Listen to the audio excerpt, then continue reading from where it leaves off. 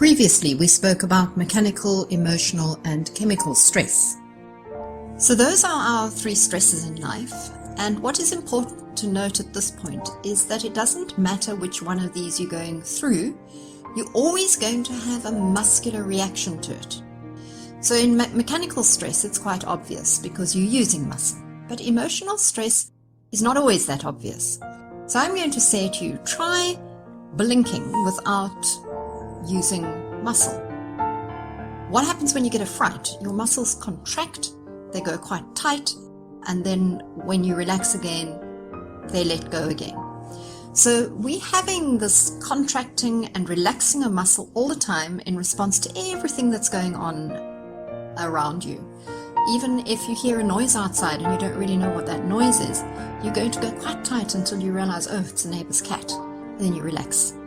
So in its natural form, where it's contracting and relaxing, it is never a problem. It only becomes a problem for us in overload. And oh my boy, do we like overload. So what is overload? Overload is basically when your body is unable to adapt to the intensity of what's happening around it. So it could be falling. It could be an accident, like a car accident. Where you actually break bones. Once you've broken a bone, you know that your body has been through a huge amount of tension. It can be emotional anxiety. If you go through a very, very stressful time, you'll find that your whole body tenses up in response. And the reason why they're doing that is to protect you. It's to try and restrict movement in the body to protect you. This spasming and contraction of muscle is what we call an automatic response reflex. So you actually have no control over it. It just happens.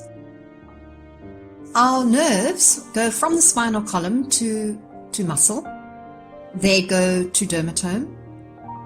Those are your patches on your skin, the different dermatomes. They'll run down your body to your legs, up through your arms to your head.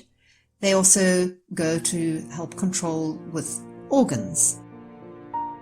What are they actually responsible for? They communicate between the brain and body.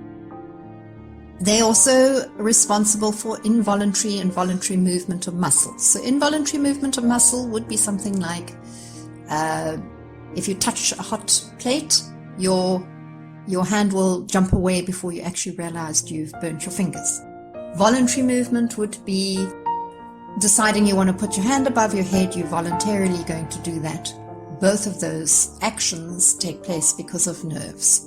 We have sensory perception, so that would be sight and smell, all our five senses.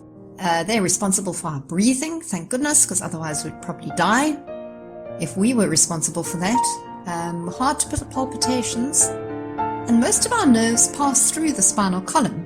They're actually carrying electric impulses, which are the messages, from the body to the brain, rather like a hose carries water to the flowers.